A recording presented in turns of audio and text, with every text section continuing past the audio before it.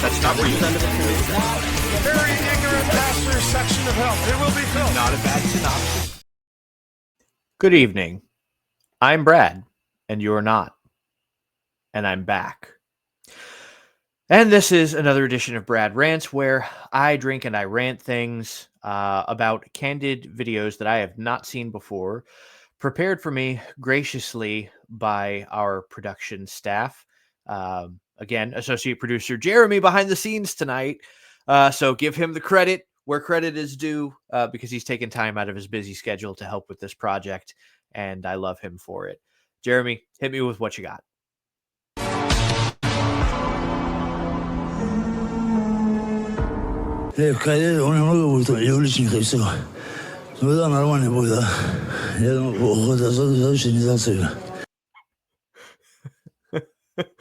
Not one lie was told.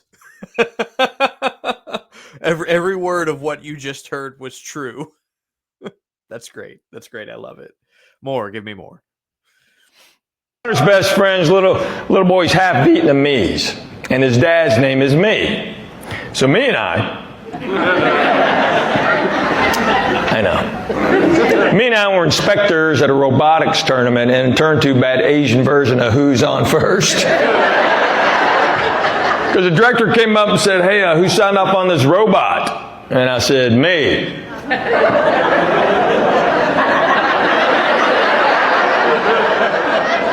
He said, "You?" And I said, "No."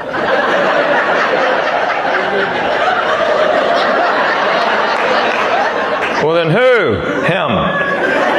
Well, who's he? Me. We can do this all day, buddy. So me found out I was making fun of him. In public. TV, radio, everywhere I can. He's a grown man. He's had that name his entire life. No one's ever made fun of it except for me. So he calls me, he goes, "Hey, you making fun of me?" I said, "Yeah, making fun of you." He goes, "Why?" I go, "Because we're sick of me." He said, "It gets worse." I go, "How?" He goes, "My sister's name is you." I said, "You're lying." He goes, "I swear." I'm like, "How cruel are your parents? We're going to name them me and you and send them to America. That's what we're doing." That'll teach them to talk back. All right, first of all, where do you get that accent? That is not the accent that I expected. But I'm here for it. That was great. Definitely sounded like a me on first moment. A little bit of that Austin Powers, I'm you. That was terrific. That was great. I love it. What we got next?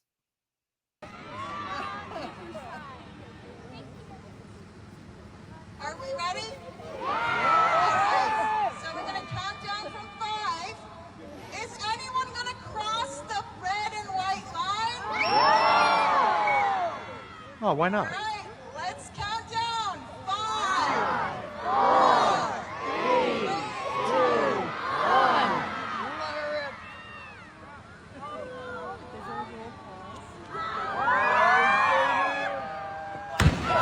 Yes! Yes! That was epic. I loved everything about that. This is what machines are for. That's also what Ford trucks are for. Some of you hate me for that. Deal with it. I don't care. A lot of terrible things happen in the world, but sometimes you forget to blame Israel. That's why I've launched the Blame Israel Reminder app. It scans news 24/7, and whenever tragedy strikes, you instantly get alerted on your phone reminding you to blame Israel. A celebrity murdered? Obviously Mossad. A horrific pandemic? Gotta be the Jews. Market crashes? Come on, that one's too obvious. Don't ever find yourself in that uncomfortable position where someone else is blamed for a tragedy when you could have easily pinned it on Israel. Thank goodness no one checks facts anymore before sharing idiotic hot takes on social. So download the Blame Israel Reminder app today. And if for some reason it doesn't load, at least you know who's at fault. And Tucker Carlson actually checked to see if that was a real app, because that's the level of intelligence he's got. But that's funny though. That's really good. I like that. I don't like about being in Israel is that I don't speak Hebrew, like so many of us, you know, because I only went to yeshiva for 15 years. Yeah, 15 years of Hebrew school, and I cannot speak Hebrew. My parents lost a small fortune on me. They could have moved out of the Bronx years before they did, only to have their idiot son standing there in Israel going, Ech omrim, Ech omrim, late checkout. Low noon. Low noon. Shnei. Shatayim, Shatay, Shnayim. Shnayim o'clock. I have a flight. I have a flight tonight. Halayla hazeh. Halayla hazeh. Shatay o'clock. I'm singing from the Haggadah just to communicate with my own people in our homeland. It's ridiculous. Same is true with my kids. I send my kids to a yeshiva in Los Angeles called Maimonides, or as I like to call it, My Money Dies. That's they don't speak clever. a word either. We're just one big dopey family walking around Israel with that same stupid one-word answer to the common question. אתה מדבר עברית? כיצד? I'm not knocking the schools, they're good schools. I'm just saying the curriculum, the focus is off, right? It is not on our beautiful native ancient tongue. The focus is on what you're not allowed to do. Don't do this, don't do that. I know that my jacket cannot have wool and linen. Not sure why. Nor do I know the Hebrew words for wool and or linen. I know that when I eat fish, the fish must have. Very good. Fins and scales, yes. And the Hebrew words for fins and scales? We don't know. Oh, looks like y'all went to Hebrew school too. Look at that. I want to learn how to speak fluent Hebrew. I don't need to know all these laws and rules. I know that if my ox were to gore my neighbor's sheep, I know that I am liable for the damages due to my negligence in not fixing the broken fence on my side of the property. This I know. Yeah. But I don't know how to apologize to my Israeli neighbor. I would just be like, Chad Gad Ya? No Aramaic, just Hebrew. Okay. Slicha,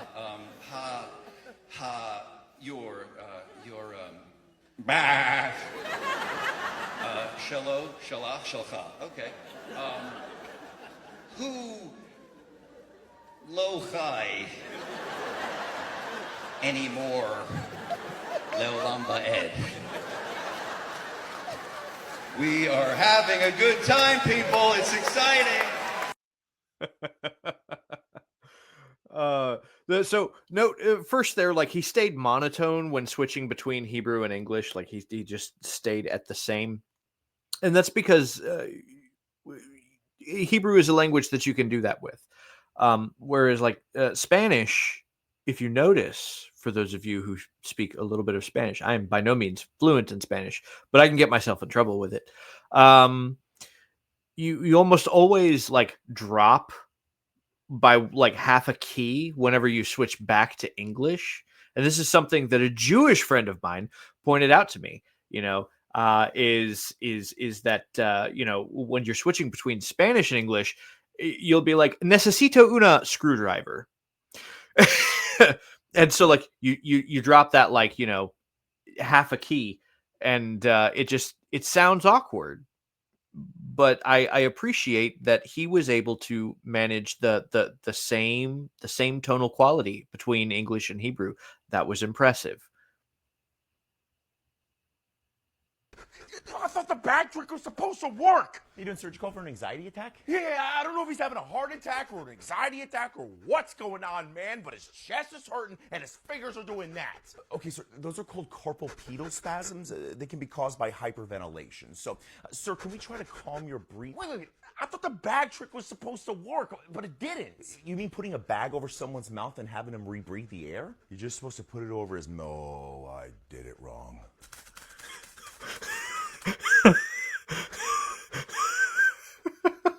Sir, let's go ahead and try to calm your breathing. Homeboy looked Mr. Clean though, like for real. That is the Purim costume that he needs to choose for the rest of his life, because if you were to like ask AI to make a real life version of like what Mr. Clean would look like in real life, it would give you a picture of that guy. Like, let's be real, I'm not wrong. He's Mr. Clean.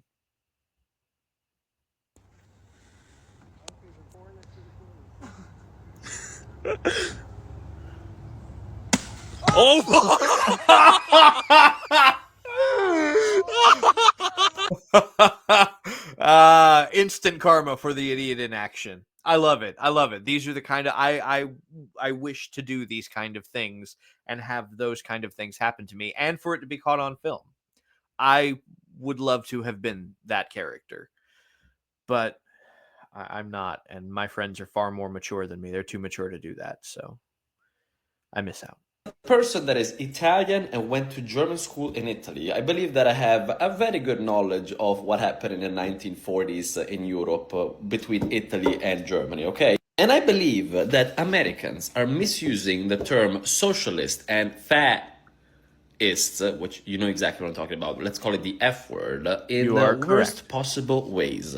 First of all, I would like to remind you that in Germany, the party that was in control was called National Socialist Party of Germany. Which leads me to the next point. Germany and Italy in the 1940s were more of a welfare state and socialist than any kind of party in America today. I repeat, 1940s Italy and 1940s Germany were more socialist and a welfare state with free pensions, with free education, with free vacation, as long as you follow what the state was doing and everything, than any kind of political affiliation and party and people that you have in America. Not even Bernie Sanders gets that close, okay? That's how far it goes. This is why I believe that the extreme right using the term socialist and the extreme left using the term fascist on everything is the most stupid thing in the world. This is the beauty of studying history, being an immigrant in America and being able to observe society from the outside. It's beautiful. It gives you a different point of view. It makes you almost feel superior. Number two, and this is very important, one common thing that in the 1940s was happening was the silencing of people on the other side that were too dangerous for your own political affiliation. And what has been happening in America with social media in the past 5 years with censorship on the right and censorship on the left, and what happened, for example, a few days ago in Utah, are the perfect representation of what I said, especially the reactions to it. So be careful what you say, analyze history, and you might realize that you are deep in it. Ciao. Yeah. A lot of excellent points made there. It's always been interesting to me, actually, how immigrants and first-generation Americans have a better grasp on American history and world history in general than the average natural-born American who's, whatever generation, their family's been here for years and years and years. I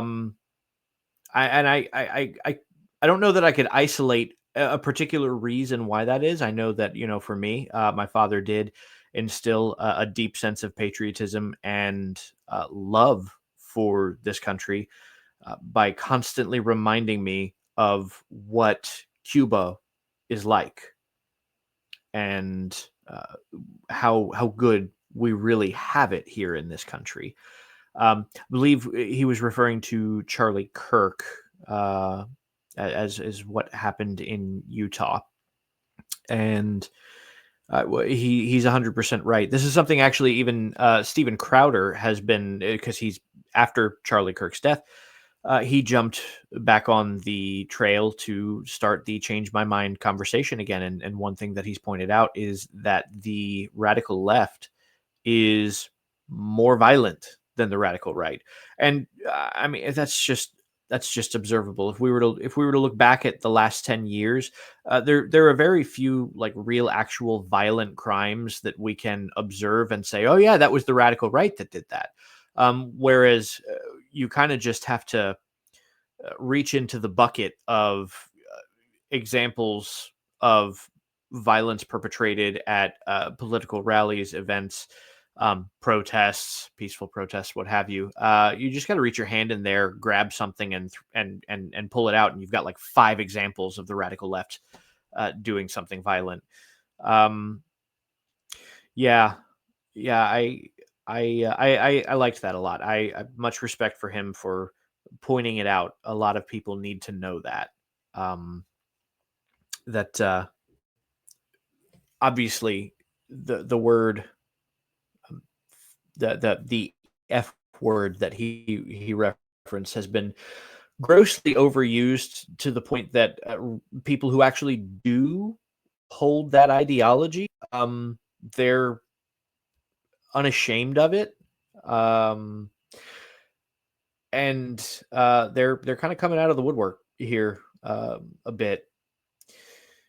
I do think probably that we need to bring back the stigma of communist, because the left has constantly used the F word to refer to the right wing, with anybody who disagrees with them, and this is supposed to be some kind of a smear on you, right? You're supposed to feel bad about that, but then they proudly wear the title communist, and I think that's because the right has not been using communist as a pejorative as frequently as they probably should.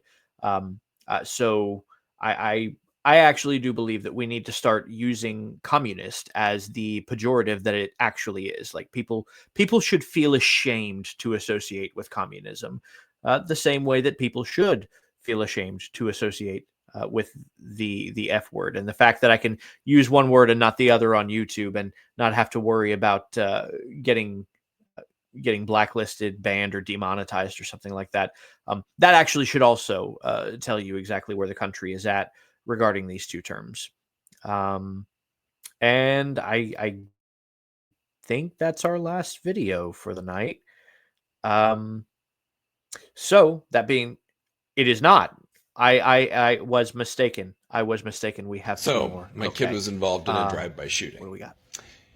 Him and his friends were having a Nerf war, at which point several teenagers in the area drove past and shot them with a bunch of Nerf guns because they had seen it happening and wanted to participate.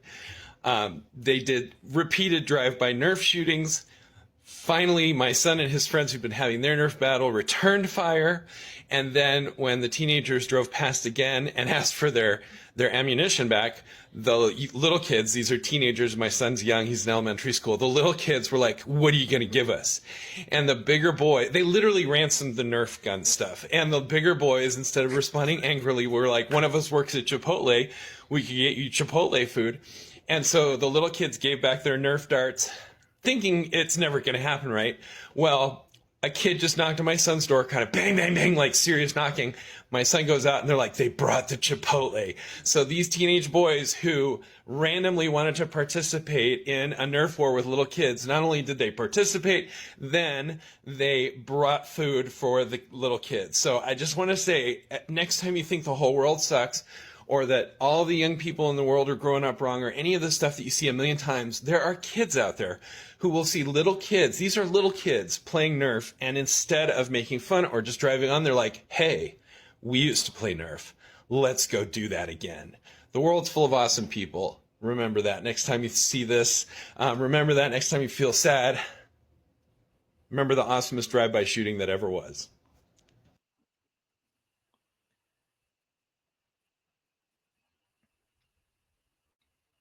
That's amazing. mad props. First of all, because Nerf wars are awesome, and it doesn't matter the age of the individuals who are involved. It's never not fun, right?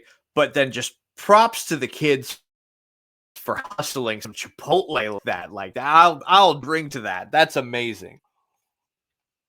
And props to the older kids for making good on their word.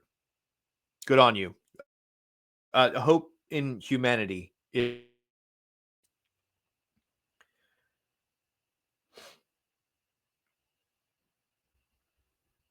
Kirk was an autodidact. We got another one. And here's why he pushed against the credential system. As a former principal, I love when people say parents aren't qualified to teach their children. Charlie Kirk never went to college, yet he could debate PhD professors and win. How?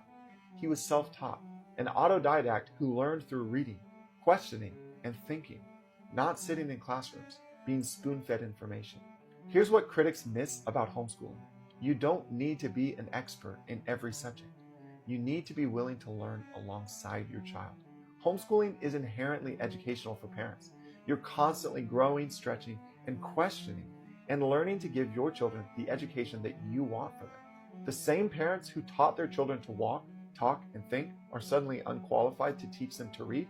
That's institutional propaganda designed to keep you dependent. Real education happens through curiosity, not credentials, through questions and not degrees, through thinking, not memorizing. Your willingness to learn is worth way more than any teaching certificate. Comment learn if you're ready to become a learning parent, not a perfect teacher.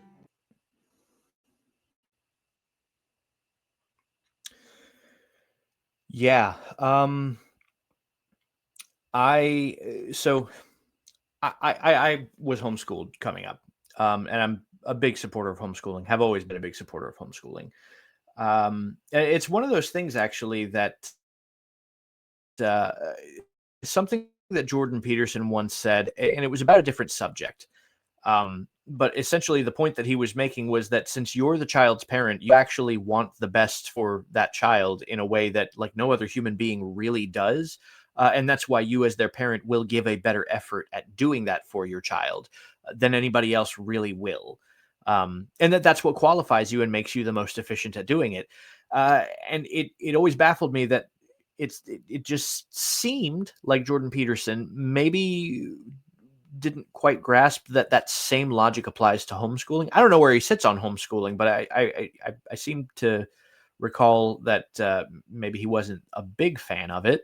But that same logic would apply. Like if you're the child's parent, you want them to get a good education, right? More than anybody else does. You want that as their parent, and so you will try harder to do that for them than anybody else will. Um, and that makes you better qualified for it than anybody else is. The idea that parents just suddenly they just can't teach, right? They're not qualified to teach.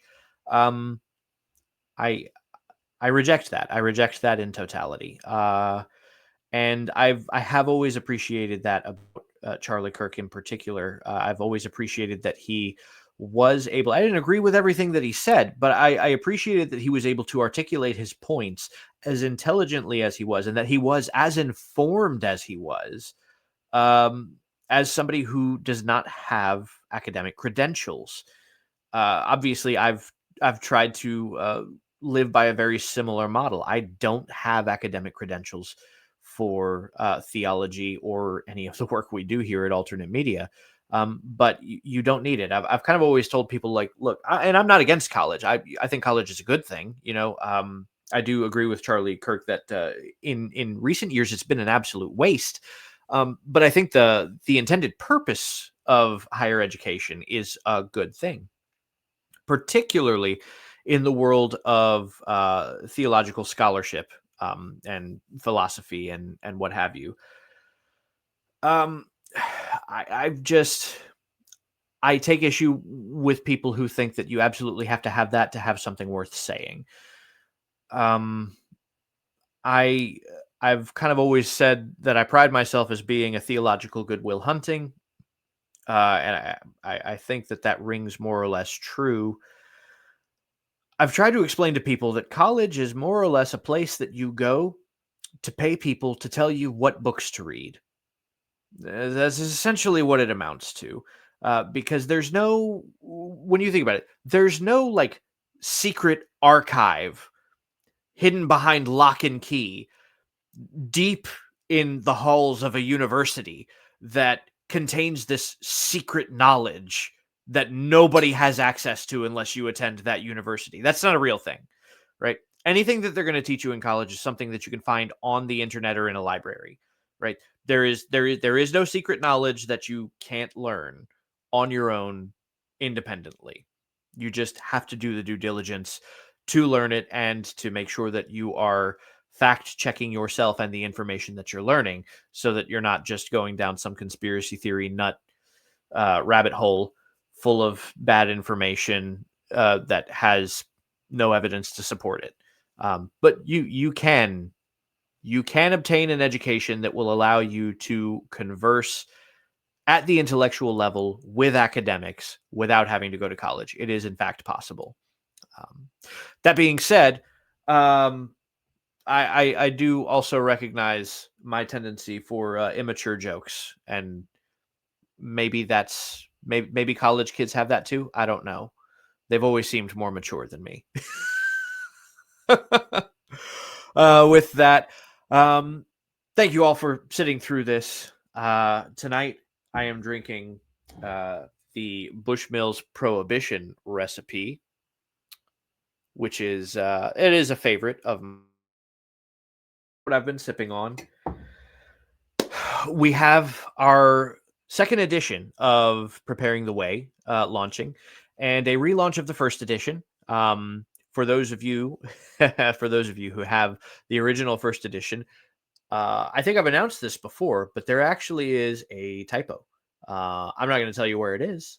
If you find it, you can ask me, and I will let you know whether or not that is where the typo is. But we have fixed it, and we have relaunched the first Preparing the Way under the same color scheme as what the second one is going to be. So go to our website, go to Amazon, and look for that. Definitely get it. It will give you access to all of the articles that were published on our website last year, even the ones that are behind a paywall. So if you are not a paying member who has access to those, if they're still behind a paywall, you can get the book and then you will then have access to it. Other than that, we are still putting production into other projects and books. Look forward to more of that. And thank you for enduring us.